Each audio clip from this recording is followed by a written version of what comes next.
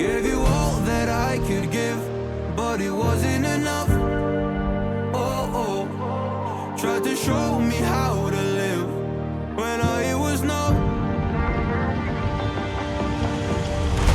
And why did I never listen when you would listen to me and make the wrong decisions, resisting the help I need? Oh, I know I could have done better. Oh, to keep you next to me. They say to blame it on the weather. Oh, hell no. I could have done better. I could have done better. I could have done better. I could have done better. I could have done better. To keep you next to me.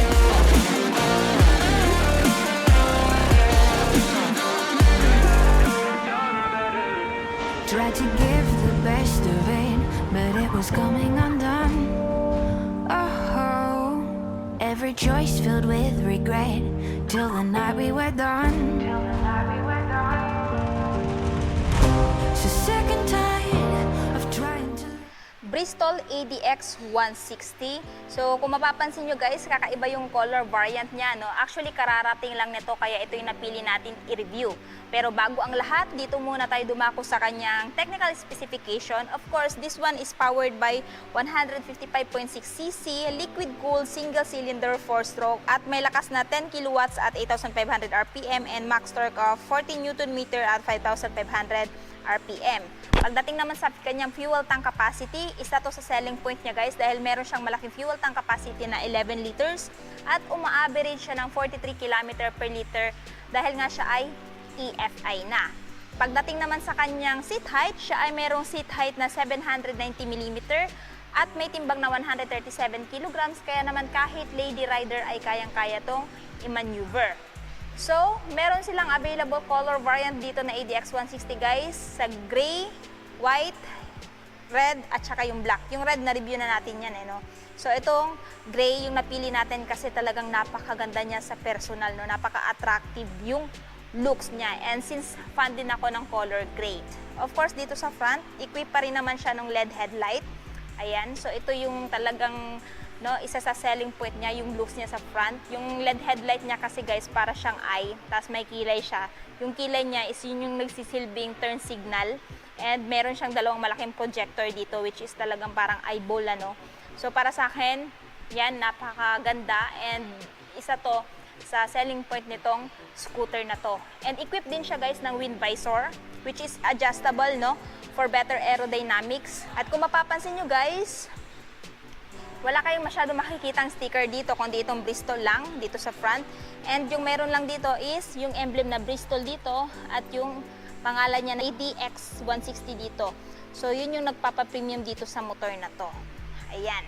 So color combination nga pa lang niya is glossy gray at saka silver, tapos matte black banda dito sa may paanan. So aside sa kanyang LED headlight, dito naman sa baba tayo, ginamitan pa rin siya ng inverted telescopic fork suspension, which is napakaganda ng play, lalong-lalo na sa off-road. Since ito ay dual sports yung tire niya, pwede siya sa off-road at on-roads condition, sa malulubak na lugar or sa spalto. Pwedeng-pwede siya, maganda yung play ng gulong niya. And kung mapapansin nyo guys, naka-rim siya, Ayan. Tapos naka-single disc with ABS, anti-lock braking system. So yung function nun, if ever mag-high speed ka, magsa-sudden brake ka, mape-prevent na yung paglalak ng wheel ninyo. And that way, makakaiwas kayo sa disgrasya. Tapos, single disc yung ginamit na may pagka-wavy, dual path, piston brake calip. At meron siyang tire size na 110 by 80 by 14. At yung brand ng tire niya is CST. So, makakaasa kang di kalidad po yung gulong na ginamit dito kay ADX 160. Pagdating dito, ito po yung fairings niya guys. Matte black dito. Tapos dito may design na parang honeycomb. Ayan. So, nabagay sa itsura niya. So, overall structure ng motor na to. So, dito naman tayo bandang gilid. Check natin. Ganon din yung design. Walang sticker, kundi emblem lang na Bristol at ADX. So, dito tayo dumako sa kanyang handlebar. So, equip po siya ng naked handlebar, which is silver yung kulay. Yung mga buttons meron dito or switches sa right side is, ayan, meron siyang stop and start system. So, gamit na gamit to guys para makatipid kayo sa gasolina.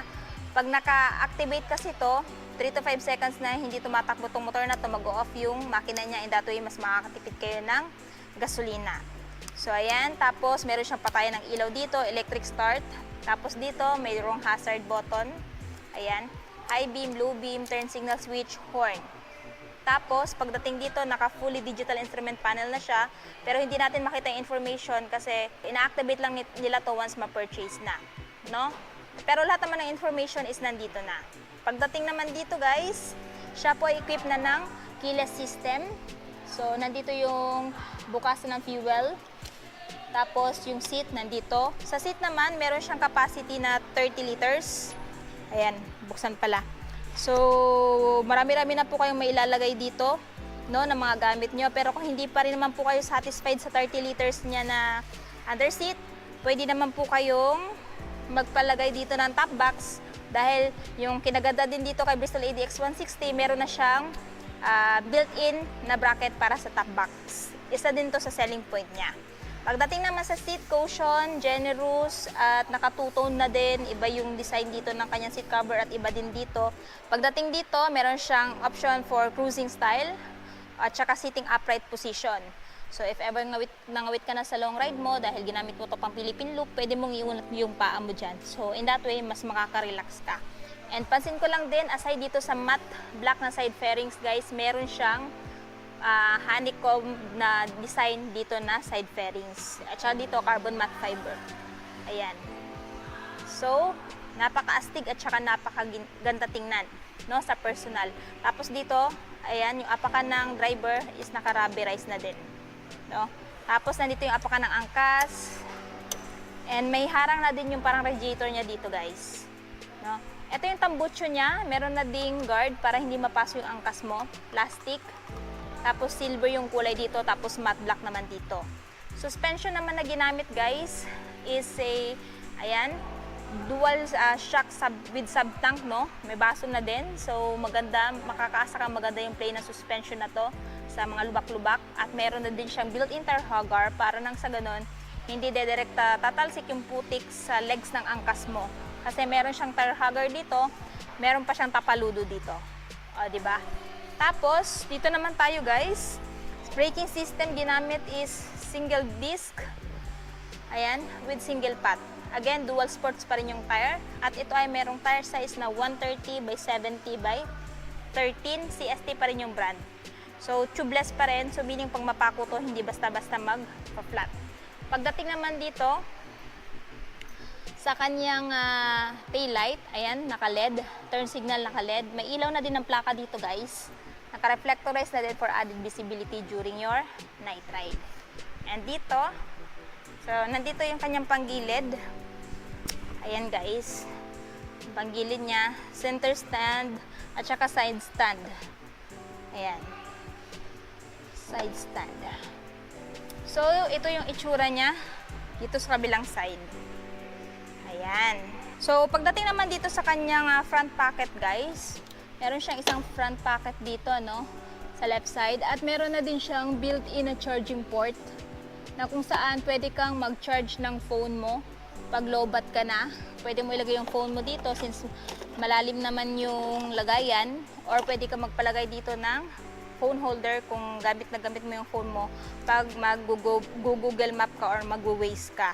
And anyway, ito pala yung kanyang keyless. So, meron siyang answer back key at saka anti-theft alarm. Tapos, pag i-open mo na yung ignition nitong motor na to. Kung interested nga pala kayo dito kay Bristol ADX 160, yung price, ilalagay ko na lang sa screen. Ayan. At syempre, ito ay mabibili lamang dito sa Bristol Motorcycle Davao. Ilalagay ko na lang din po yung full address at saka phone number sa screen para po makapunta kayo dito at mas makapag-inquire kayo regarding dito sa scooter na to. Ayan. Again, 4 yung color variant na available. Gray, white, red, and black. Ayan. At kung nagustuhan nyo itong video na to, please don't forget to like, subscribe, comment, share. Ride safe and God bless.